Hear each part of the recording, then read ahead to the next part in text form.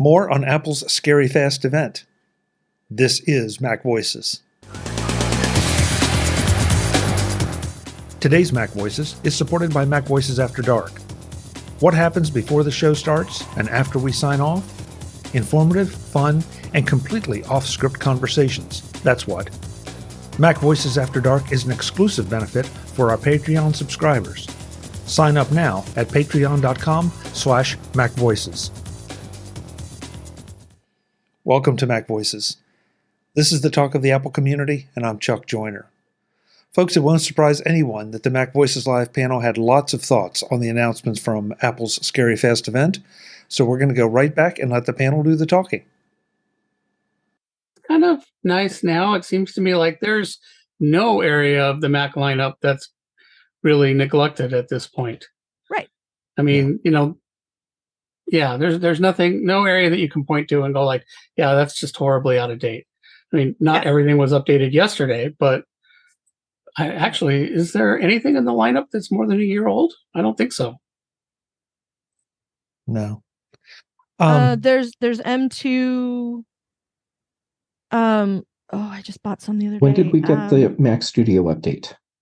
WWDC. This year, yeah. Okay. Dub, yeah. There's still M2 laptops that I think are more than a year old, but not by much. Ben, sorry. Here's the thing about the iMac. It was conceived in an era that you had a family computer. That mobile processors were significantly slower, and everything cost a comparative fortune. Honestly, excuse me, we're getting to the point where computers have become truly personal, where everybody has their own. Laptops are basically as fast, if not faster, than most desktops. And right now, I'm able to do a full multi-monitor 4K setup that will fit in my bag. Honestly, I don't need the iMac anymore. I've had a couple. Me too. But it's just they do not fit my workflow in 2023. The M1 Pro, MacBook Pro, Apple marketing, clean it up, Yes. Does meet that workflow perfectly. And I mean, honestly, it's the best machine I've ever had. Let's see here. Mark, I want to get you in next because you had a question about screens. Yes, thank you for moderating us all. It seems to me that we're seeing a transition in terms of how people select these devices, because in the days where Apple was dependent on Intel, Intel would manufacture things and they have all sorts of ranges of performance, fastest, almost fast thing, and then dog slow, and so they would sell them at different price points. It seems that what Apple is doing is they have 2, maybe 3 processor models, and then they may bin between them depending on how many cores you want, which may be a function of yield, et cetera, et cetera, et cetera. But basically the processor specs, you have sort of 3 different steps: small, medium, and large. Fast, faster, and fastest. To Jeff's point about how powerful these processors are. And it seems that how people are looking to differentiate is maybe, okay, yes, do you want a bigger monitor? Well, Apple is nodding to that with their MacBook Pros and Airs in terms of how many external monitors you can drive at the same time. So I think that's how they're accommodating to that need for different customers. what's interesting to me is at this point, Apple doesn't have their own external monitor. They're pointing people by necessity need to go to third party. So maybe will Apple re-enter that race, or are they out of it for good, saying, okay, third parties handle it. We just need to tighten our focus and just make the best computers and processors that we can. But again, it seems that because of what they're doing, their strategy seems to be have 3 different types of processors, and then they have different models, which I think are a result of yield fallout from the fab, of whether you have X or X plus 2 number of cores or GPU cores and things. But it seems that the iMac, yes, very fast, very powerful, desktop device, probably satisfies the demand of 80% of the market out there. Why is it not 80% of sales? Well, people want a mobile device, so that's why they buy MacBooks, and they have similar performance characteristics. So I think there's sort of untold stories going forward of, will we ever see a bigger MacBook, iMac? I know I had an iMac 27-inch, and I loved it. It had a big screen, but it's kind of weird because it's sort of like a 4x3 form factor. And for the past couple of years, I've had a 32-inch monitor that's more of a 16:9. Mm-hmm. I find screen real estate is way more usable than that 27-inch iMac. And what do I power that with? My Mac Mini. If I want to see something good, I can plug in there. Or if not, I go traveling somewhere, or just want to sit outside and enjoy the sunset in the evening. I can take my MacBook Air M1 out there with it. So it's for me, it's really good. But I think a lot of the panel discussion, it seems we get so caught up on different screen sizes. It seems, I'm going to close my point here and recapitulate. It seems like Apple is saying, well, we can't satisfy the needs of everybody else out there if they all want one screen or 2 or 3 or 4. We're not going to make computers that can handle that. We'll make computers with monitors that will handle that. We'll make a computer that people can accessorize, up the yin yang and wazoo, by plugging in other external devices. Eric? I guess first I have to admit I am still using a 27-inch Intel iMac at work as my primary machine.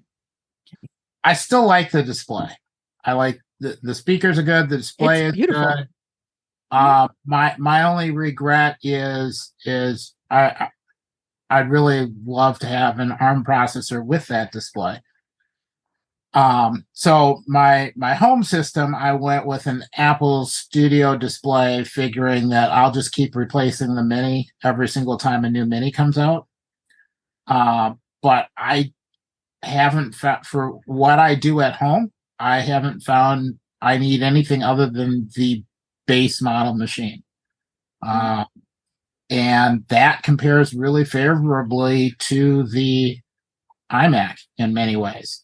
The people that I have recommended the iMac for is where they are just piecing things together and saying, well, I'll just grab this display that somebody's cousin left and I'll plug it into whatever computer, and then you end up with this weird thing where, oh, well, you don't have sound, so now you have to get sound, and okay, well, somebody will loan me a speaker, but there's not a port for that, or it's just too complicated. The thing I really like about the iMac is you've got one box, you pull everything out of the box, you've got a decent screen, decent sound, a camera. You can do all of the things you need to do. You don't need anything extra, and everybody knows exactly what the configuration is. So when you go and you travel to your aunt 4 times a year to answer all of the questions and fix all the computer things, exactly what you need to bring and what you're getting into, and it's consistent. There's no step 3. Yeah, it's and I've said it's the perfect gift computer. Patrice, I agree with you that really the Mac MacBook Air is kind of the perfect gift, but not everybody wants a laptop, and the laptop isn't always suitable. The iMacs are easier to lock down to a desk if you're just out in the middle of nowhere, and if it's just sitting in a kitchen or a small office or whatever, it basically gives you a monitor stand. You don't have to have the laptop that you put on top of the Kleenex box and stick a couple of things wedged under so it doesn't fall off. And then you go and you get the keyboard because it's too far, it's just simpler. So good point. Yeah. Now, if I need a bigger screen, I'd go with the Apple Studio display and a mini Apple Studio display or the Apple Studio. But if it's just somebody that wants to sit down and do some computing, I have to say I like the iMac. Yeah. Yeah. It absolutely has a place. I think there's a lot of appeal to that for a lot of people because, we were talking earlier about computers, and personal computers have gotten even more personal because now it fits in your pocket. And this is my go-to computing device, depending what I'm doing. So, that's, I think, that for a lot of people, that's the case. And for people who like the desktop machines, I find they have a desktop machine that sits in one spot, and the thing that they carry around with them is an iPad. Or a phone or an iPad. Also a good one. Yeah. So, Dave, you had a thought or two. Yeah, on the iMac. I mean, interesting to see that they kept the line pretty much the same. I mean, all the format, all the specs are the same. You're starting at 8 gigs of RAM, which I think is more than sufficient for most people that are going to use this Mac. And the same thing, it drives me crazy though. They got the baseline model that doesn't have gigabit Ethernet, doesn't have the magic keyboard with Touch ID. I mean, come on, guys. I mean, I think make it $12.99 and give us the other stuff. But no, that's Apple. But again, if you want to max out the RAM, it's only at 24 gigs. But you're also spending $400 for the extra RAM, which is quite a jump. But these machines will continue to be appealing. I mean, they're doing. They've created some beautiful colors. I've seen, I've been in like you mentioned earlier, the doctor's offices. A lot of doctors are using them right at the reception desk, and I go to a doctor and she has one, and at the desk, and I said, "Oh yeah, you're all Apple here," and it was kind of cool. But it's kind of funny. She has the M1 iMac, and then right next to it is a really old, probably a 2017 or 2018 iMac. So, but I think overall good product. But again, I knew this was always been kind of aimed as a consumer item or even a small business. But I think we've had some good discussion here on the iMac, and I think they did okay. The M3 is gonna knock it out of the park. They're gonna sell a lot of them. Yeah. Well, I wanted to start with the iMac, Dave, because I think it is a general purpose machine. It's the machine a lot of people default to. And I mean, we have the super powerful iPads and super powerful phones. And now we have a very, very powerful consumer entry level kind of Mac. And I know we can argue about that as to whether one of the laptops is actually the entry level Mac. So that's where we're going to go next. Is the new M3 laptops? How do you feel about the base level there, gang? Is it? I mean, this is it. They're MacBook Pros, and we've had the discussion before, especially when the Studios models came out. That who are they for? I mean, the Pros are absolutely the Pros. The Pros are priced like Pro machines, and they're now decked out like Pro machines, and they're so powerful that they deserve to be used by Pros. Those of us in the prosumer market, or sliding back a little bit closer to the middle, would we love to have them? Of course, but I don't think we really need them. I mean, I admit I'm lusting after the new 16-inch M3, but I'm also evaluating, do I really need it? Need it, not want it, not could use it, need it. And, for the money, you have to take a look at it and think.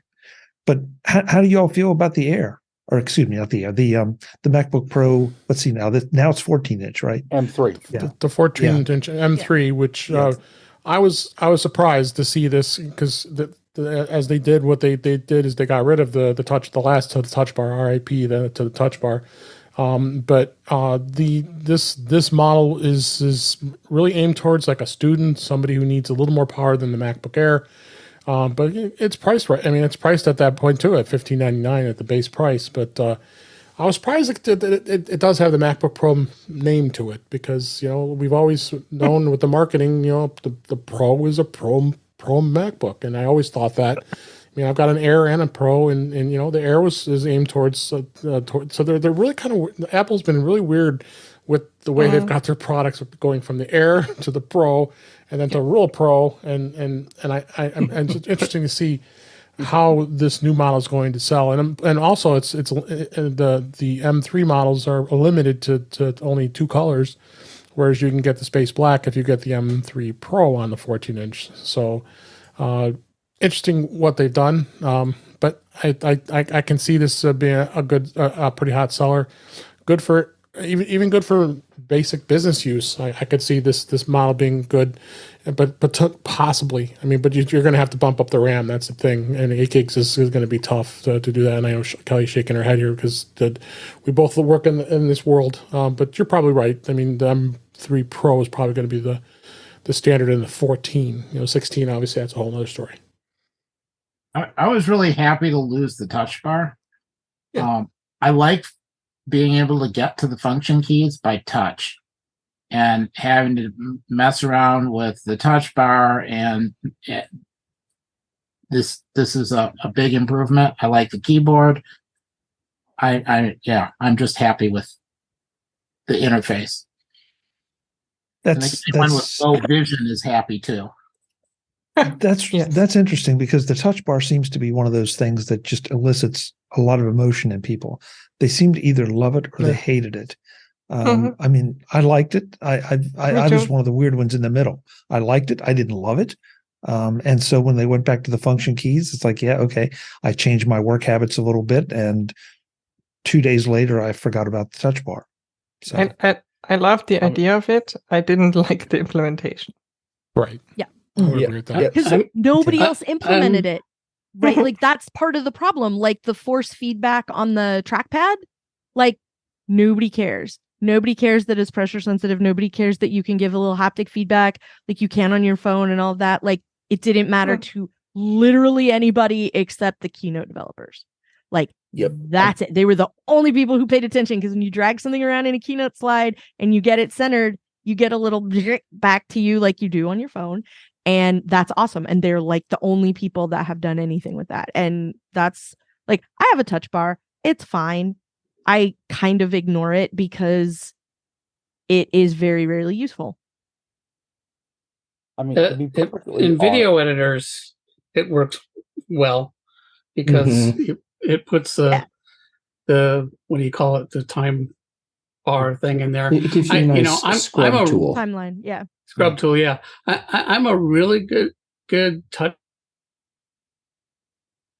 Oh, Jim, we lost your audio. He hit the mute on his touch bar. But I mean, I love the idea of the touch bar, but I honestly wish they would have put it at like the bottom of the display, where you have full access to your keyboard. But put it here on the keyboard. Yeah. But it's just, you can like easily get the stuff so you can do those, iPad/iPhone type things. Jim, you still gone? Yep, he's still gone. He tried to say something bad about Apple, so Apple muted him. I know what you did.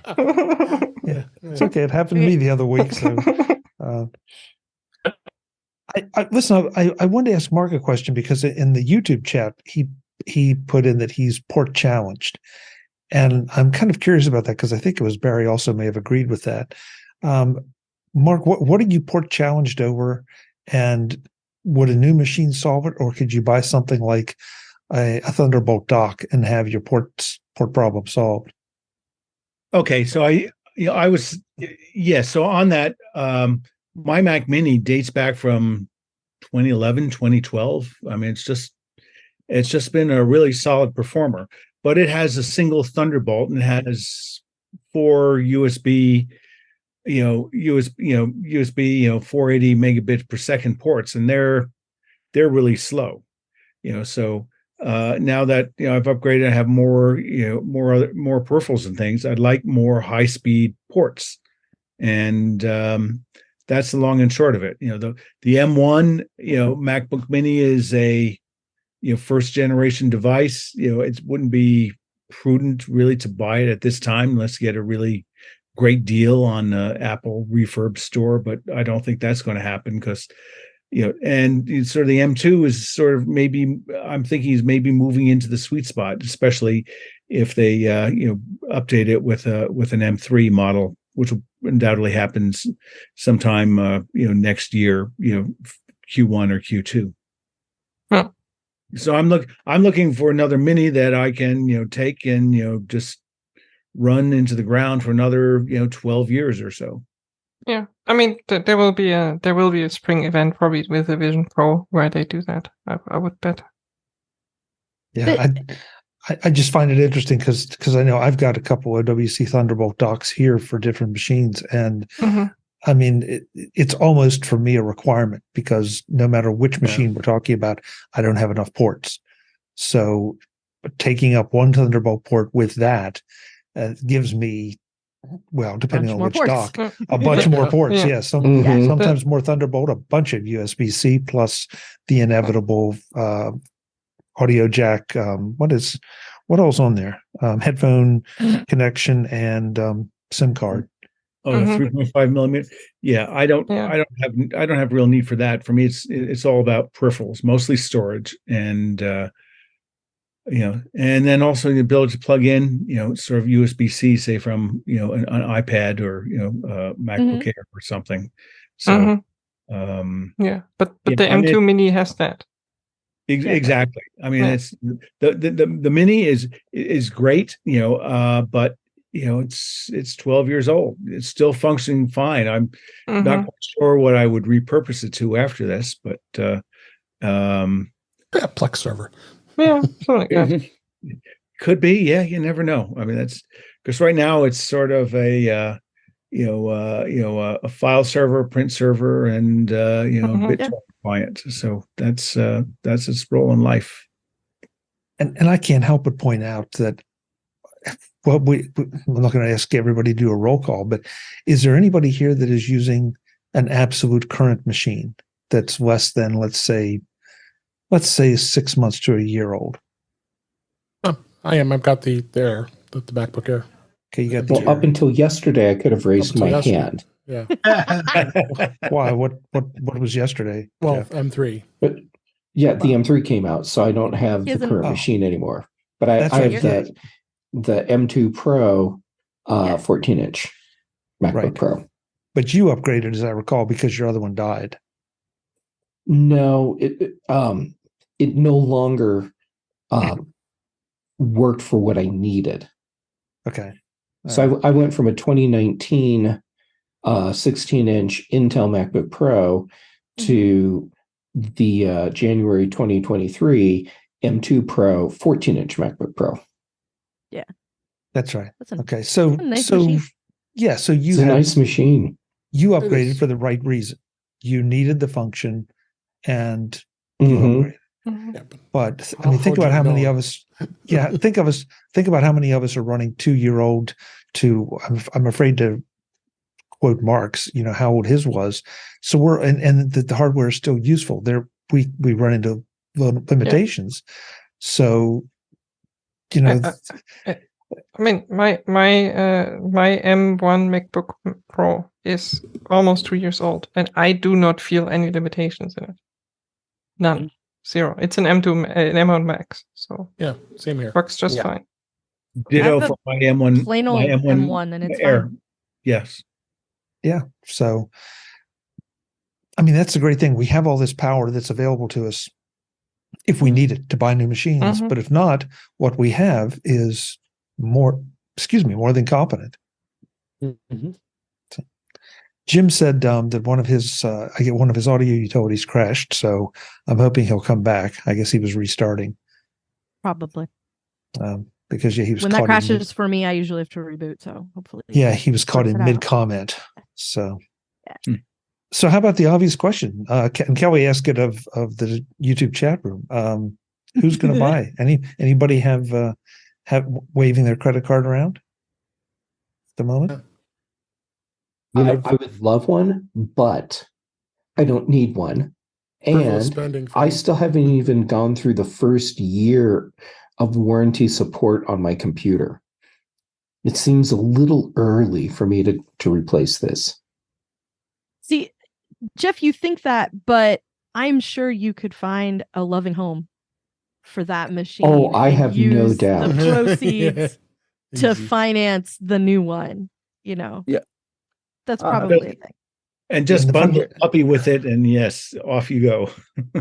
The funny thing is, I think that there might be a home auditioning in Oregon for it, the way Kelly was talking. No. I'm still happy with mine. But I'll tell you the thing that reeled Mr. Kelly into the Apple ecosystem many years ago was when one day he finally said, "Yeah, I think I need an iPod now." And I said, "Why? Like what is it about the new mini, the new iPod mini that catches your eye that none of the other ones ever did?" And he said, "Okay, look, it comes in black. Okay, there's a black one now. It's not just white. And now that there's a black one, I can have a black one. So just be quiet about it and help me figure out where I can buy one." And I'm like, "I know 5 places you can buy one right now. Like, what are you doing in the next hour? I will make 3 phone calls and we'll go pick one up." And that's exactly what happened. But it was because it came in black.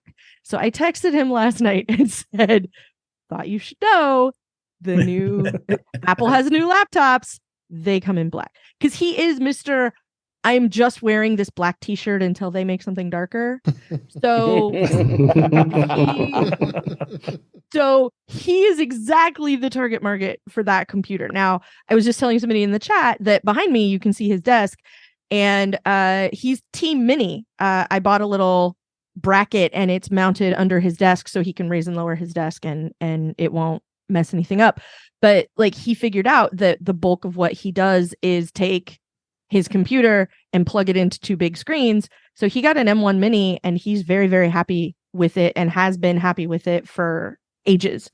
So I'm not sure what he's going to think about this one, but I have to tell you, I'm kind of grumpy about the new M3s because you have to super upgrade in order to get to natively support 2 external displays. Makes me very grumpy. Kelly, this is very unfair of me, but I'm going to do it anyway. Monday, yes. I will have an interview with Larry O'Connor of OWC, and in that he addresses that exact thing and why. So look for that. Why? I don't care why. I just care that I have to get an M3 Pro if I want 2 external screens and 0 docks. That's what I care about. And it makes me grumpy that I have to pay for more processor in order to do that. Because I don't need more processor. I don't. Well, this sounds strangely though like this sounds strangely like the discussion we started having about the size of the screen. Yeah. And whether it's connected like the iMac or whether there's a cable that runs between that and a third-party display. Mm-hmm. So it's those are the choices you have right now. And don't forget, the only things that were updated were the laptops and the iMac. So who knows what will happen in the next couple weeks, months, to the Studio and to the iMac, or excuse me, to the Mac Mini. Pardon me. So, it is what it is. Jim, are you back? I don't know. Am I? You are. You are. No, I'm sorry, you're not. We can hear you. We can hear you now. We missed you. I wound up completely rebooting the computer. Yeah, we figured that. That. So how about the top end? We've bounced around here a little bit, but the 16-inch M1 Max is a beast of a machine. M3. Why do I keep doing that? I'm sorry. M3, thank you. You're trying to talk us, yourself Apple out Silicon, of it. I think that's what's happening. I think for us, Apple Silicon and M1 are kind of the same thing because we've been talking about it for so long. Yeah, I think you're right. But I mean, that's a monster machine. If you and you can configure it at a monster price. Mm-hmm. But what you get for that money is staggering. Although, like, really, is it more of a monster than the 14-inch? I mean, it seems to me it's just a little more screen.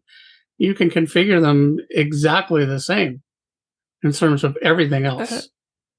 From what I remember, even with the M2 and the M1, there is simply a little bit more thermal headroom and a little bit, like a tiny fraction of performance they can get out of.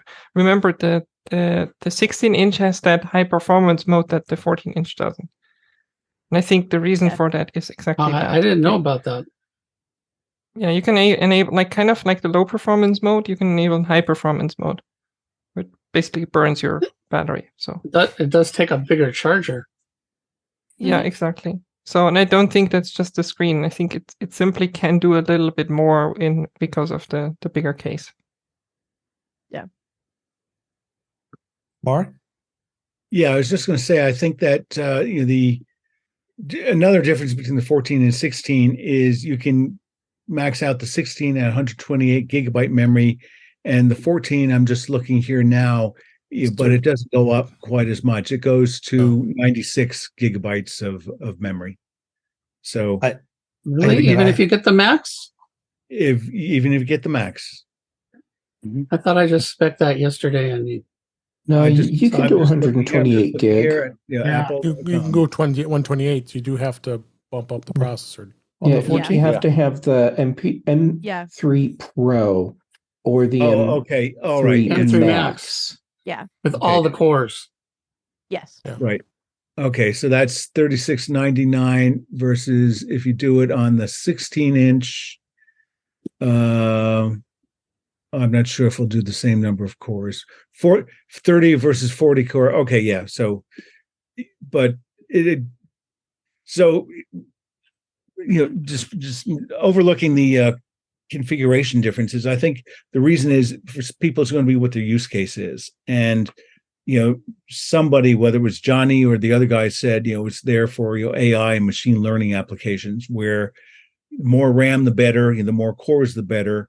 So for people working on or developing AI applications, I can see these things becoming really, really popular versus trying to get in line to wait to be able to get some of the NVIDIA state-of-the-art chips or servers built around them, or going to AWS or Azure to try to get similar time on a similar system. So I think Apple may have a really popular hit here in the AI and development community.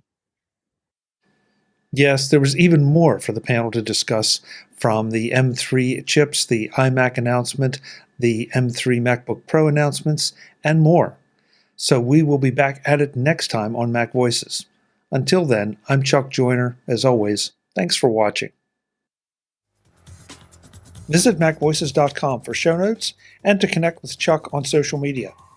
Get involved in our Facebook group or like our Facebook page, and get more out of your Apple tech with Mac Voices magazine, free on Flipboard and on the web.